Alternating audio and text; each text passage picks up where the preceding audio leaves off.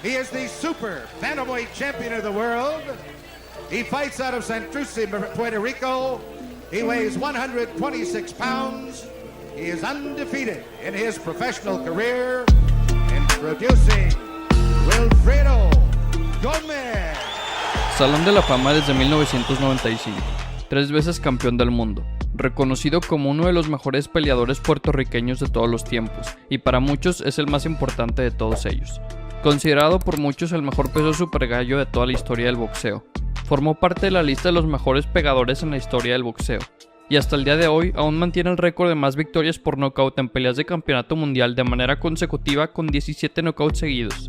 Venció a leyendas de todo el mundo como Carlos Zárate, Lupe Pintor, Juan Mesa, Rocky Lotrich, etcétera, etcétera.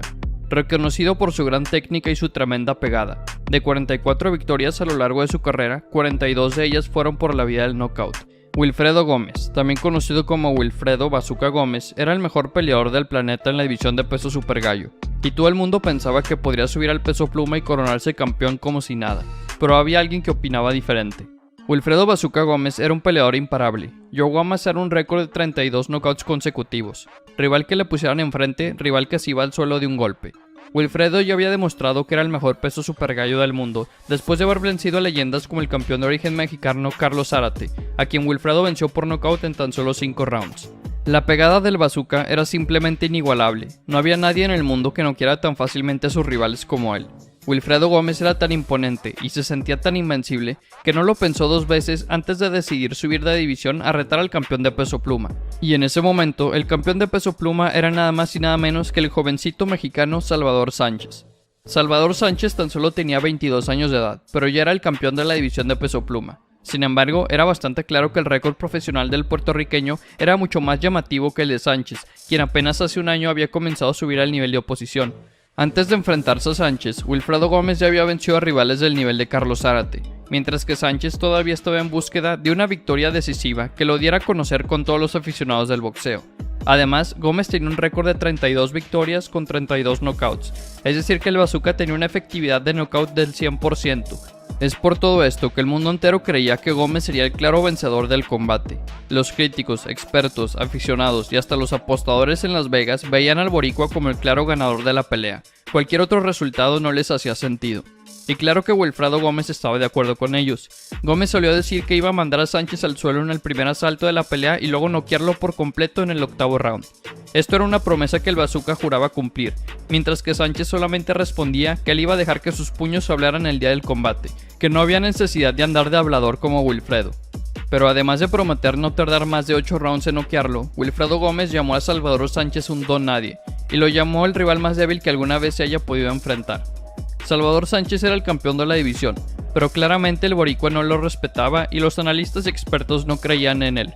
Lo único que el mexicano podía hacer previo al combate era mantenerse enfocado, sin dejar que las provocaciones de Wilfredo lo sacaran de quicio. Un día antes de la pelea, Wilfredo Gómez fue a visitar a Sánchez a su habitación de hotel y le invitó a que se tomase una fotografía en ese momento para que Sánchez pudiese ver cómo era su cara antes del combate, ya que después de la pelea, Wilfredo prometía que nadie lo iba a poder reconocer, insinuando que le iba a propinar una paliza al mexicano. Una vez más, Sánchez mantuvo su compostura y dijo que él hablaría sobre el ring. Existía una rivalidad entre él y yo, porque él hablaba demasiado, porque nunca se callaba, porque en cualquier conferencia de prensa siempre aprovechaba para decir que era mejor que yo y que cuando estuviéramos enfrente, arriba del ring, me iba a ganar. Por fin había llegado el 21 de agosto de 1981, día en que Salvador Sánchez enfrentaría al monstruo noqueador y a un invicto campeón Wilfredo Gómez. Era la hora de la verdad. ¿Acaso el pronóstico de Wilfredo Gómez se tornaría en realidad? ¿Acaso los expertos, periodistas y apostadores estaban en lo correcto? La pelea comenzó, y rápidamente se notó el deseo de Gómez por mostrarle su aterradora pegada a Sánchez. Wilfredo quería lastimar a Sánchez lo antes posible y acabar con la pelea lo antes posible, por lo que en el primer asalto el bazooka comenzó a tirar golpes de poder para llevar al mexicano contra las cuerdas. Pero una vez ahí, el boricua no contaba con un uppercut de contragolpe por parte del mexicano, y de ese único golpe Wilfredo Gómez se fue al suelo.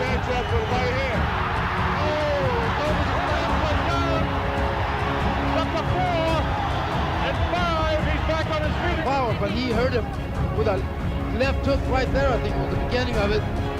And then came back that one and hurt him bad. It was actually the right hand that hurt him. It's kind of an uppercut left hook. En ese momento, todo el mundo saltó de sus asientos. Lo que se creía imposible podría estar sucediendo en verdad. Wilfredo había prometido tumbar a Sánchez en el primer asalto, pero la realidad había terminado siendo lo contrario. Sánchez fue quien lastimó a Gómez. Salvador Sánchez tenía buena pegada, pero hasta él había admitido anteriormente que él no era un pegador natural, que él tenía que acabar con sus rivales poco a poco y no de un solo golpe, por lo que este knockdown fue aún más inesperado e impresionante. Wilfredo Gómez logró levantarse rápidamente del suelo, pero claramente se le notó mareado y tambaleante de piernas. El pegador más poderoso del planeta fue lastimado en el primer round de la pelea por un peleador que no era reconocido como un gran pegador. Sánchez no pegaba tan fuerte como Wilfredo, pero claramente su pegada era lo suficiente para poder lastimarlo. La pelea continuó y Sánchez salió con todo el ataque al ver que su rival seguía tambaleante después del knockdown. El mexicano le conectó montones de golpes en lo que restaba del primer asalto, pero por un milagro Gómez se mantuvo de pie y sobrevivió al primer round de la pelea. Con el comienzo del segundo round, el público se preguntaba si Wilfredo ya se habría recuperado del knockdown y comenzaría a darle vuelta al combate, o si tal vez aún seguiría lastimado y tambaleante. Rápidamente en el inicio del segundo asalto, se vio un Wilfredo propositivo y agresivo que ya se había recuperado, por lo que la pelea se tornaba competitiva una vez más. Sin embargo, el boricua no lograba pegarle de lleno a un Salvador Sánchez que demostraba gran defensa y gran contraataque. Luego comenzó el tercer asalto, y Wilfredo Gómez ya tenía un ojo casi cerrado por completo debido a la inflamación en su pómulo que surgió gracias a los golpes de Sánchez, pero Gómez seguía siendo agresivo, intentando poner al mexicano contra las cuerdas. Pero una vez más, Sánchez contragolpea desde esa posición y tambalea a Wilfredo con un golpe de zurda. El bazooka logró mantenerse de pie, pero claramente los golpes de Sánchez estaban surtiendo efecto en el puertorriqueño.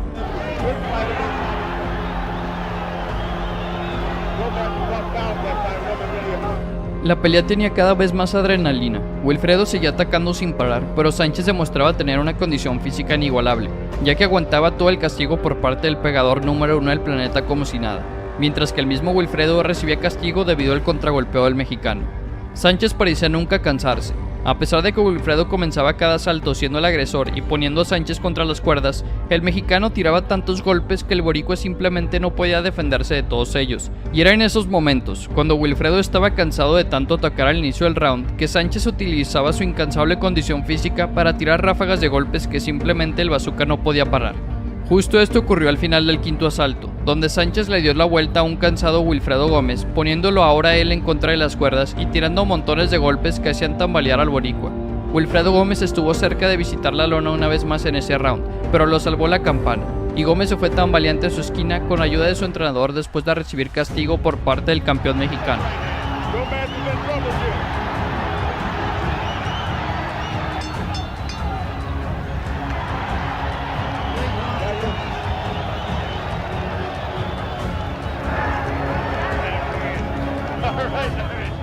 A partir del sexto round, Wilfredo seguía intentando atacar persiguiendo a un Salvador Sánchez que parecía no verse afectado por los potentes golpes del boricua.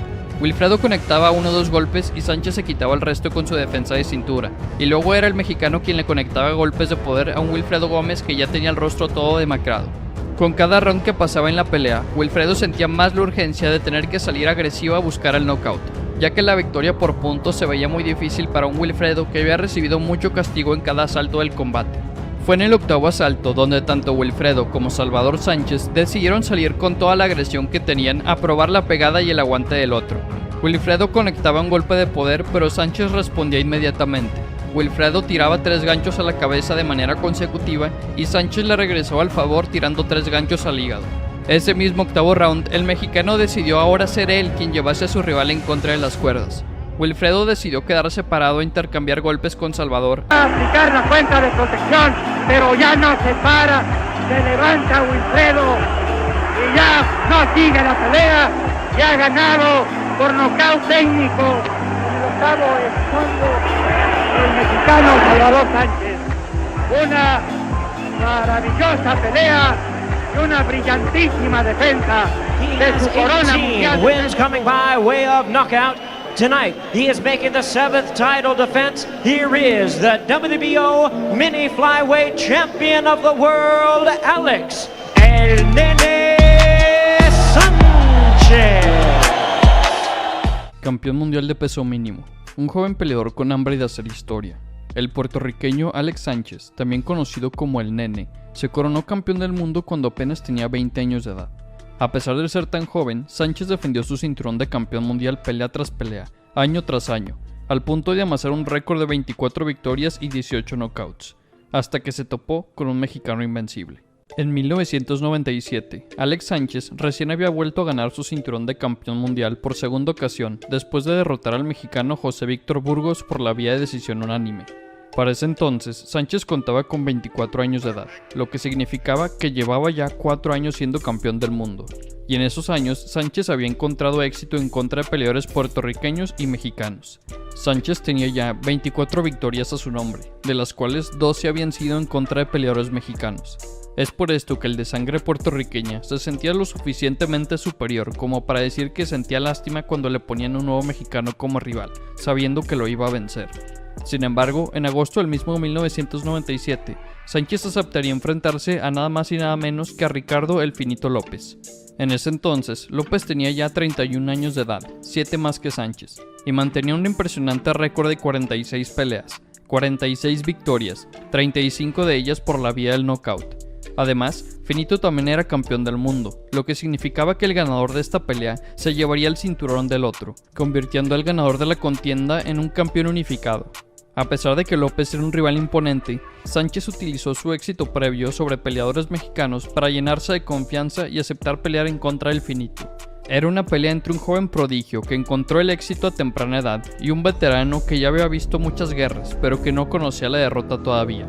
Y el 23 de agosto de 1997, en el Madison Square Garden de Nueva York, Ricardo Finito López y Alex El Nene Sánchez subieron al ring para descubrir cuál de los dos merecía seguir siendo campeón del mundo. El primer round comenzó y vimos a ambos peleadores siendo agresivos. El Finito tiraba más combinaciones de golpes mientras se movía constantemente a lo largo del ring, mientras que Sánchez mantenía una guardia cerrada e intentaba acercarse cada vez más al mexicano. Sin embargo, la confianza del Nene no duraría mucho más, ya que apenas en el segundo round de la pelea, el Finito López le conectaría un recto a derecha que enviaría al puertorriqueño al suelo por primera vez en su carrera profesional. Sánchez se levantó y continuó peleando, pero prácticamente se levantó solo a recibir más castigo. No. When asked what would be a special win for him, he said, I would say better or as good. Oh, there he goes, straight right hand, and down goes Sanchez. Alex Sanchez down for the first time in his career. Really hurt. That right hand was sweet. And he looks to finish it here in the second round. 55 seconds and a long way to go for Sanchez in round 2.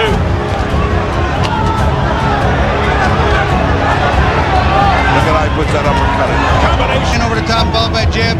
There again, the uppercut, a little sloppier that time. But he does so much so well, and he can get away with almost anything. It's scary. Down. He just goes right back to boxing. He knows it'll come.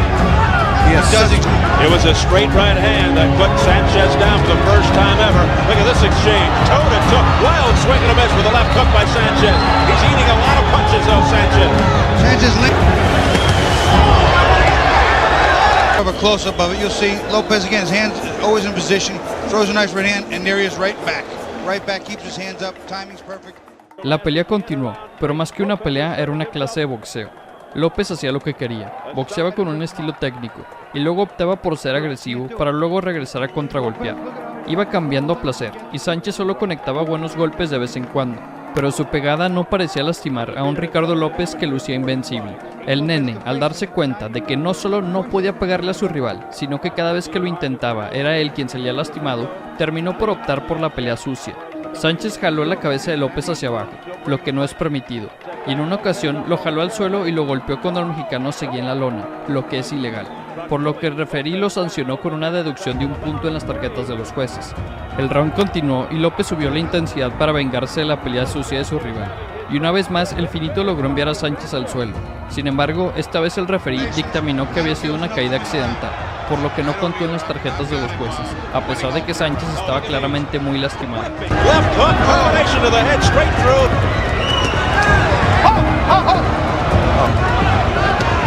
But then Lopez coming right back. Oh, he hit him when he was on his way down. He's taking a 1 point deduction. Dirty tactics. 1 point. Oh, low blow. That wasn't low. What do you think? You watch left hook by Ricardo Lopez as he answers back. Ricardo Lopez now going to the uppercut all over the place. A barrage, lefts and rights. And Sanchez goes down. He tries to pull Lopez down with him. It's not a knockdown. It's going no knockdown, but it was. You could see it was a knockdown. It was. Look at him. Look at Sanchez resting on one knee, and McCanny's going, "What are you doing?" He was still hurt, fellas. Yeah. I think that was clear evidence. He was trying to take an 8 count. It wasn't really a knockdown, but it was. It was a knockdown. Final 10 seconds. Sanchez just looking to survive here now. Lopez kind of letting him off the hook. And then, pummeling, right uppercut to the body. Y cuando el quinto round comenzó, todos se dieron cuenta de que el fin estaba cerca. El finito comenzó a conectar bombazos a placer. Sánchez no hacía más que tambalearse de lado a lado recibiendo castigos sin parar, hasta que una vez más el mexicano envió al boricua al suelo nuevamente. El referí fue a ver si Sánchez podía seguir peleando, pero al ver su rostro se dio cuenta de que el jovencito no podía continuar y dictaminó el fin del combate, otorgándole la primera derrota por nocaut de su carrera a Alex Sánchez y coronando como campeón unificado a la leyenda Ricardo Finito López, en la que sería una de sus victorias más dominantes de toda su carrera. How about the sounds coming off the gloves? There, right there. You know, he's at the beginning of the end here. Look at his face. He's holding on right now. Knockdown. I'll tell you what, right now, this is almost academic. I think the kid's in trouble big time. This fight is almost over. Ricardo Lopez is no nonsense. This is not just boxing. This is making a statement. Left hook off the combination, and down goes Sanchez again for the second time of the fight. This tremendous trouble. That's it. It's over. They've stopped it. After the second knockdown, really the third, it is all over. The guy in front of him, the way he's built is almost like 105-pound Bob Foster. Tall, rangy, beautiful power, thin and deceiving. And this guy is just a monster. And he finishes beautifully. Boxing's longest. Defeated Ricardo Lopez. Lopez remains undefeated. Please welcome the undefeated WBO Junior Featherweight Champion of the World, introducing el hijo del orgullo de Puerto Rico, Wilfredo Vázquez Jr. Campeón mundial de peso pluma, invicto, con 20 peleas, 20 victorias y 17 knockouts, con una impresionante racha de 5 victorias por knockout de manera consecutiva. Hijo de un campeón mundial, Wilfredo Vázquez Jr. tenía el ADN de un campeón del mundo corriendo por sus venas. Con una efectividad de knockout del 85%, una racha de knockouts sobresalientes y 3 peleas de campeonato mundial consecutivas, Vázquez Jr. tiene una aura de invencibilidad sobre él. Sin embargo, hubo alguien que se arriesgó a enfrentarlo y arrebatarle su campeonato mundial. Para el año 2011, el peleador mexicano Jorge Arce, también conocido como El Travieso, ya había logrado coronarse campeón mundial en 3 divisiones distintas, igualando a Julio César Chávez y Marco Antonio Barrera. Sin embargo, El Travieso quería más, y fue entonces cuando decidió subir de peso y pelear para intentar coronarse campeón mundial en una 4ª división.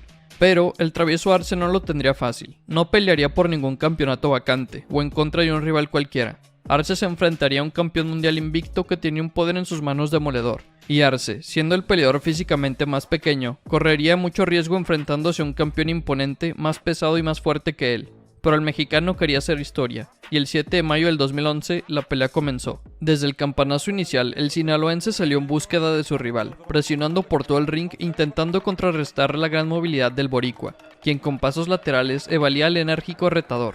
En el segundo round, Arce tuvo buenos momentos al acorralar a Vázquez Jr. en contra de las cuerdas y soltarle combinaciones a la cabeza y ganchos al cuerpo, a los que respondió el campeón con golpes en corto. Para el tercer asalto se dieron intercambios con ventaja para la precisión y rapidez de Vázquez, que provocó un corte en el entrecejo del Travieso, quien resultó con una hemorragia.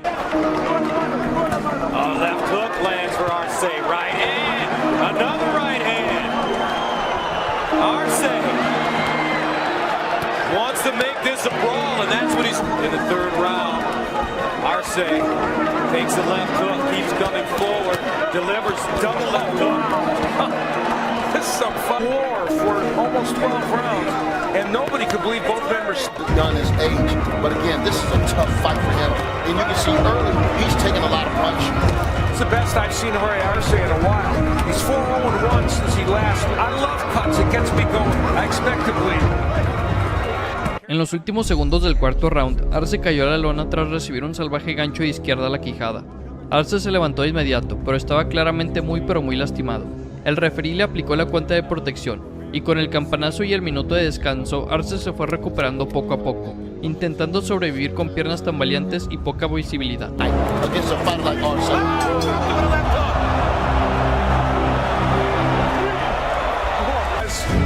Presumably more power in his right than his left hook. Landed a beauty right on the point of the jaw. The right hand was lazy coming back from Arce, and he got nailed with it. Now, the good news for Arce was it happened literally in the final seconds of the round. Now, here's the right hand. It will be very low. Oh, he throws an overhand right, keeps it low, gets banged with the left hook. El sinaloense siguió sangrando el entrecejo con poca visibilidad en el ojo izquierdo, lo que Vázquez aprovechó para impactar su izquierda en el rostro del sinaloense, quien no dejó de presionar a su rival. La pelea había sido bastante cerrada y competitiva, pero parecía estaban a nada de parar la pelea para el travieso, que además de estar recibiendo muchísimo castigo, también estaba sangrando demasiado. Pero el combate continuó, y para el sexto giro el mexicano siguió con su estilo agresivo en búsqueda del knockout ante Vázquez, quien soportaba los golpes y soltaba combinaciones con intercambios en corto. Digging with that left hook to the body.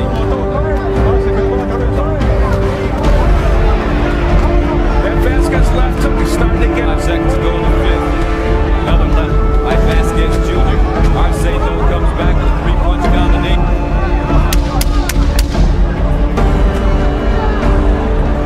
Scoring it has tightened up. Not only is it tightened up, it's a draw as far as they're concerned. It's been a very entertaining fight. I have a 48-47 because I didn't make that a 10-8 round. To land that big left hook like he dropped it earlier, and the one he just caught, which was extraordinary. And yes, I'm good. And 21 for a half a box. And if here we are about 4 or 5 years later, and he's a champion. And that's what's amazing to me. En el séptimo episodio, Wilfredo Vázquez Jr. conectó salvajes combinaciones que sacudieron la cabeza del mexicano, pero este soportó a pie firme y alcanzó a responder, aunque superado por la potencia del boricua. A partir del octavo round es cuando la cosa empezó a cambiar. El travieso salió con mucha energía soltando golpes a la cabeza de Vázquez, que se empezó a ver superado por el empuje del mexicano, quien luego empezó a inclinar la balanza a su favor. En el noveno round, ambos bajaron el ritmo del combate debido a lo intenso de los primeros asaltos, pero para el décimo salieron soltando golpes de todos los ángulos, donde el boricua impuso su juventud para aguantar los impactos. En el décimo se dieron constantes amarres, obligando la intervención del tercero sobre la superficie para separarlos.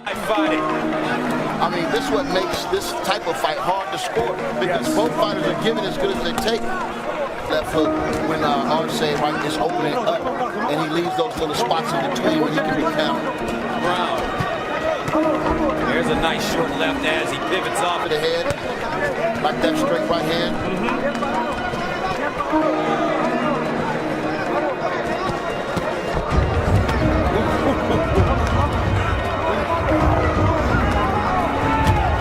Arce with the left hook. Right hand by Vázquez Jr. Left hook by Vázquez Jr. This kid is tough. Para el onceavo asalto las cosas comenzaron a ir todavía mejor para el mexicano. Arce estuvo a punto de noquear a Vázquez al conectarlo contra las cuerdas con golpes de izquierda a la quijada, pero las cuerdas se ayudaron al boricua a no caer a la lona. Arce with the jab. Backs up Vázquez Jr. He's on the ropes now. Arce continuing to move, throwing shots. Vázquez Jr. He's squared up on the ring rope. Look at his legs. He's squared up. He cannot deliver any power from that position. He breathing out of his mouth as well. Win these rounds and look good doing it. Arce moving in again. Underneath the body shots. Looping left hook connects. What Arce's done. Ese onceavo round le brindó confianza al mexicano, y el travieso salió con todo en el último asalto. ¡Campeones! ¡Ahí está el travieso! ¡Salió Joaquín Peralta! ¡Esta noche, señores, es el travieso! WBC super lightweight contender in the world, introducing the 3-time world champion, Hector Macho Camacho. The defending WBC super lightweight champion of the world, one of boxing's pound for pound greatest, el gran campeón mexicano, Julio César Chávez. Una de las peleas más esperadas por la afición mexicana se dio a principios de los años 90, cuando Julio César Chávez y Héctor Luis el Macho Camacho llegaban como dos de los peleadores más importantes del peso superligero y habían pactado una pelea con tintes históricos. El campeón mexicano subió al ring con un récord de 81 victorias consecutivas, ni una derrota y ningún empate, mientras que Héctor Camacho mantenía un impresionante récord de 40 victorias y una sola derrota la cual el Macho recién había vengado. Entonces podemos decir con certeza que ambos eran los mejores del mundo en el peso superligero. Héctor el Macho Camacho era reconocido como un campeón dispuesto a enfrentarse y a vencer a cualquiera, además de que también contaba con una quijada impresionante. Camacho no había visitado la lona ni una sola vez en sus 41 combates hasta ese momento, y al ser zurdo, Camacho siempre tenía ventaja sobre todos sus rivales. Camacho era una pesadilla para cualquiera, mientras que Julio César Chávez ya era una leyenda viviente. Con 81 peleas ganadas y victorias sobre un montón de campeones mundiales, el campeón mexicano estaba en la cima del mundo. Y debido a todo esto, es que el mundo entero esperaba ansioso este combate. La emoción por esta pelea ya era demasiada, pero aumentó aún más cuando la rivalidad se acrecentó semanas antes al combate, ya que el Macho Camacho comenzó a lanzar distintos insultos a Chávez. Los aficionados mexicanos se tomaron estas burlas hacia Chávez de manera personal, y con todo esto la expectativa por la pelea aumentó a niveles nunca antes vistos. La promoción del evento estuvo llena de diferentes provocaciones en donde el boxeador puertorriqueño afirmaba que le quitaría el invicto al mexicano y que se llevaría el cinturón de campeonato mundial, mismo campeonato que Julio César Chávez intentaría defender por 9ª ocasión. Héctor Macho Camacho, un peleador pues bastante bocón, que ya tenía yo como 6 años buscándolo, porque pues había mucha controversia entre quién era mejor, si él o yo. Y aparte de que pues a donde quiera que iba me insultaba y todo, y pues los mexicanos, todo México quería esa pelea, quería que le diera una paliza a Macho Camacho. El mexicano intentó mantenerse alejado de la polémica, prometiendo que demostraría su potencial sobre el ring con los guantes puestos y no hablando. La legendaria batalla ocurrió en el año de 1992 en Las Vegas, Nevada, y aún es recordada por los aficionados del boxeo, pues el espectáculo que se vivió aquella noche hizo cimbrar las emociones de todos los espectadores. El Macho Camacho arribó al ring entre música y abucheos. A pesar de no ser el favorito para ganar el combate, hizo una presentación en el cuadrilátero. Bailó frente a las 19,000 personas que se dieron cita para ver la pelea, haciendo enojar a todo el público mexicano, y luego se preparó para la llegada de Chávez al ring.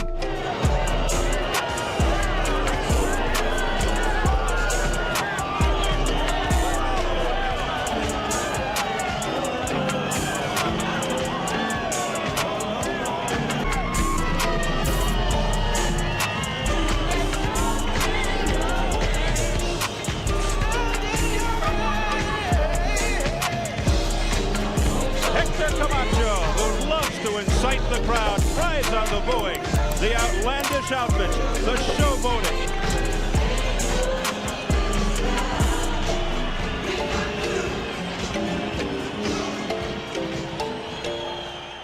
Con un tono más serio y profesional, Julio César Chávez subió al ring, se presentó ante la afición y evitó caer en las provocaciones del rival. Después de la ceremonia de los himnos y la lectura de los récords, todo estaba listo para iniciar el combate. En cuanto sonó la campana del primer round, el gran campeón mexicano se abalanzó contra el puertorriqueño. Empezó a lanzar una combinación de golpes, los cuales impactaban en el rostro del Macho Camacho.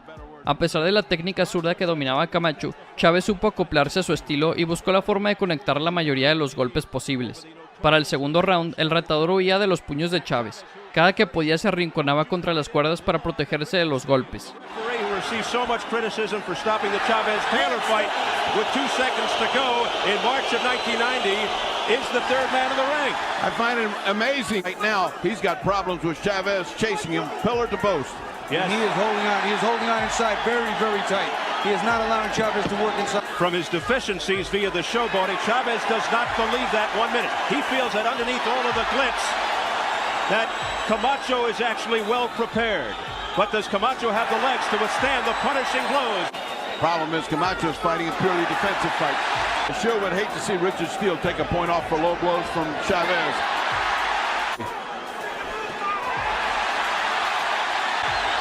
What a workman is Chavez. Oh, he landed with the right. What a snappy right hand, a straight right by Julio César Chávez that backs up Camacho into his own corner. Fueron transcurriendo los rounds y la fortaleza del púgil de Puerto Rico fue sucumbiendo. Sin embargo, el knockout que tanto buscaba Chávez no llegaba. El rostro de Chávez no se fue limpio tampoco, pues también recibió diferentes combinaciones impulsadas por su rival. Cada golpe conectado entre los peleadores acrecentó la emoción del público que estuvo al pendiente de cada round. Los últimos asaltos fueron una batalla de golpes. El macho no se dejó vencer tan fácilmente, y cuando parecía que caería a la lona, se reponía de los golpes y volteaba el ataque en contra del mexicano. Entre las tribunas empezó a sonar el nombre de Chávez. El público aclamaba al sinaloense para que éste cerrara fuerte la pelea. Al final de los 12 asaltos, los jueces tuvieron que decidir al vencedor del encuentro, con las tarjetas de los jueces siendo de 119 a 110, 120 a 107 y 117 a 110, Julio César Chávez se llevó la victoria por decisión unánime y derrotó al puertorriqueño. Julio César Chávez, again, to our knowledge, has never been on the canvas. And Camacho nearly went down. The rope saved him. The crowd was ready to erupt had Camacho hit the deck. Whether it would have been a slip. It's like he'd feel bad if he left before punching to the body. I mean, he just never quits unless he's got that left hand in the body.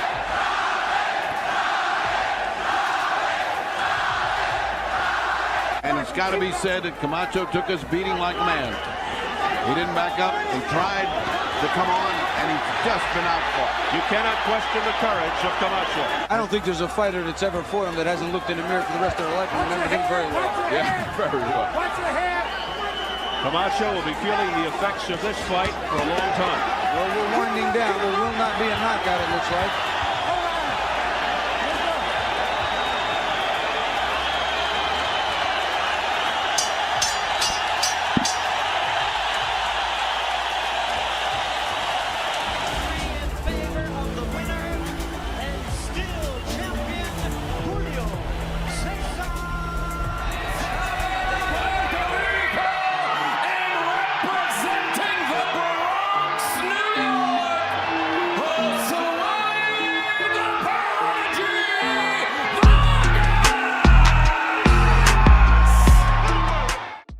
Considerado el futuro del boxeo puertorriqueño, un boxeador apodado El Prodigio, con un récord cercano a la perfección que consistía de 19 victorias. El joven prospecto de apenas 23 años de edad, Josué Vargas, se sentía en la cima del mundo hasta hace apenas unos meses.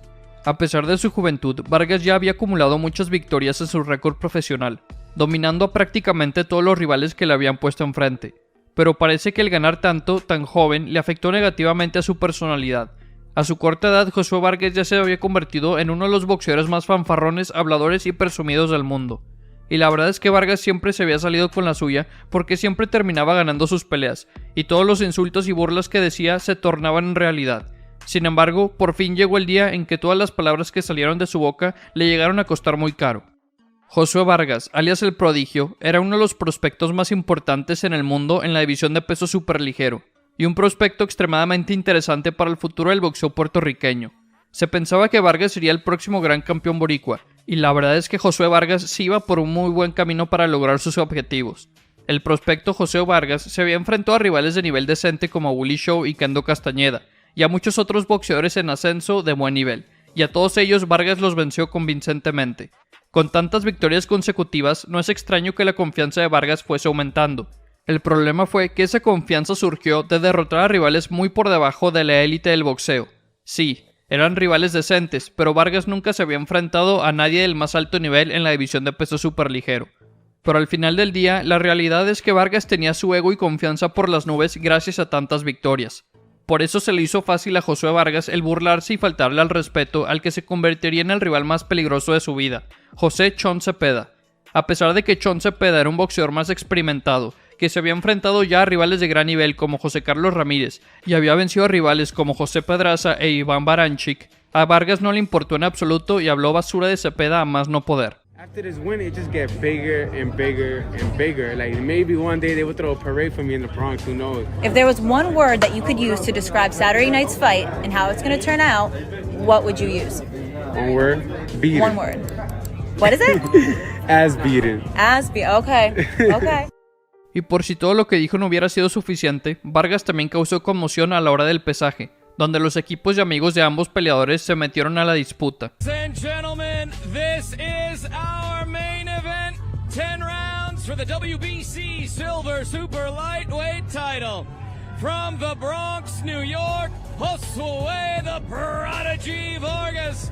from Long Beach, California, Jose Chon Zepeda.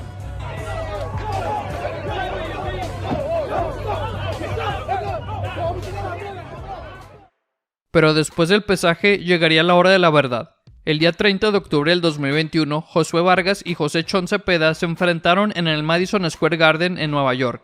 Las palabras de burla de Vargas hacia Zepeda habían calentado los ánimos y habían hecho de esta pelea una muy importante para ellos y para los aficionados. ¿Acaso Vargas había acertado en todo lo que dijo los días previos al combate? ¿Acaso su estilo de pelea le complicaría la noche a Chon Zepeda?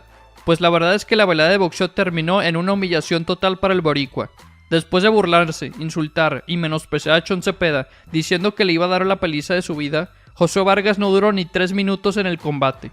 De hecho, Vargas apenas le duró medio round a Zepeda.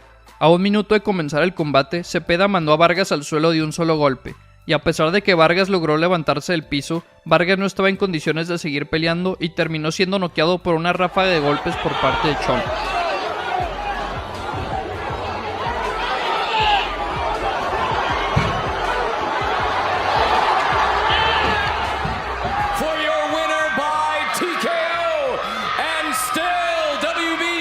Silver Super Lightweight Champion,